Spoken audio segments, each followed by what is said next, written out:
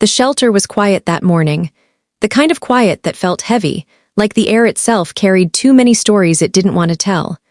Rows of kennels lined the hall, each holding a soul waiting, hoping, or perhaps already giving up.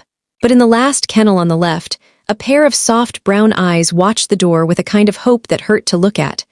Her name was Maggie. Maggie had been at the shelter for almost a year, longer than anyone else. She wasn't the kind of dog people noticed first. Her fur was patchy, her tail thin and scarred from too many years of neglect. She didn't bark when people walked by. She simply sat, quietly, with her head low and her eyes searching every face that passed. Sometimes she wagged her tail once, slowly, as if reminding herself what hope felt like. That morning, the volunteers were buzzing with excitement. A family was coming to adopt. The shelter hadn't had many adoptions lately, and everyone wanted this one to go perfectly. Maggie lifted her head as the door opened, the bell chiming softly. A man, a woman, and a little girl stepped in. The child laughed, running down the hall, her shoes tapping against the floor. "Hi, sweet pups," she called out, pressing her tiny hand against the cages.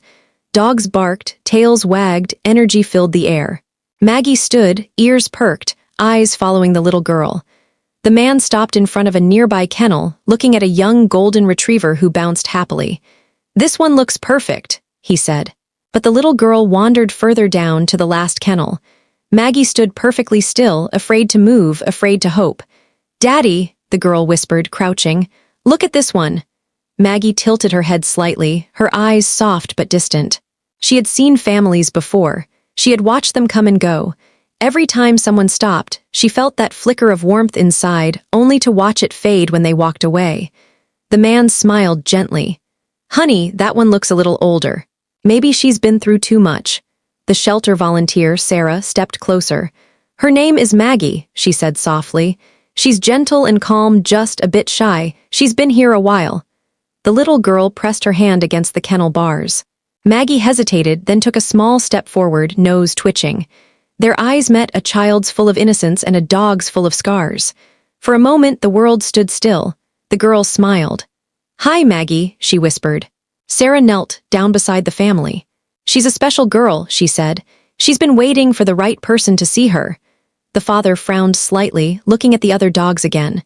"We were hoping for one a little more active, maybe for the yard." Sarah nodded. "Of course. I understand, but Maggie's been through a lot. She's not broken, she's healing." The man didn't respond.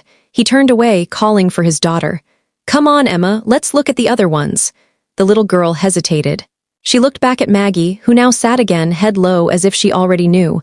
Emma whispered softly, "Don't take her, she's broken." Her father paused, surprised. "What did you say?" She turned to him, eyes glistening. "That's what she thinks. You can see it, she thinks no one wants her." The shelter fell silent. Even Sarah blinked back tears. The father sighed, rubbing his neck. "Sweetheart," he started, but Emma shook her head. "I don't want the other dogs. I want her." For a moment, no one spoke. The only sound was the gentle thump of Maggie's tail, once, twice, hesitant, hopeful. Sarah smiled softly. "Would you like to meet her?" she asked. Emma nodded eagerly.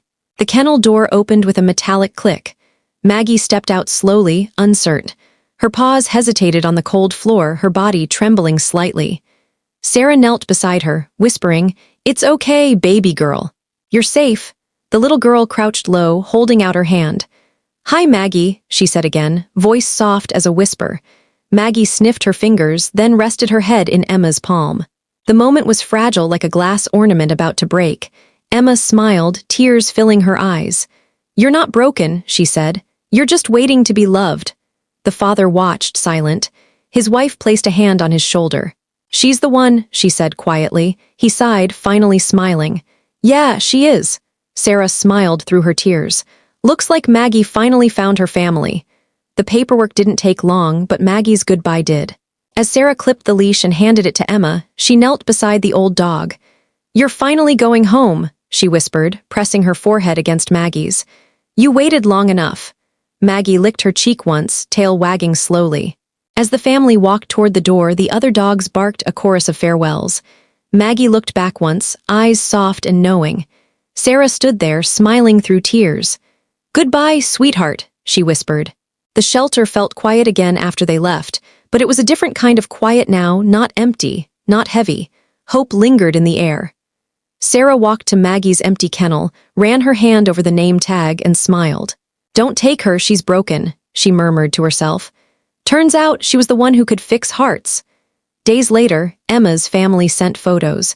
Maggie sleeping on a warm couch, playing in the backyard, resting her head in Emma's lap while they watched TV.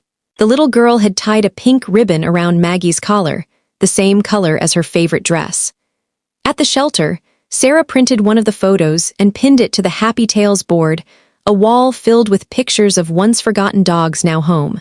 Underneath the photo, she wrote, "Maggie, the dog who reminded us that broken doesn't mean unworthy."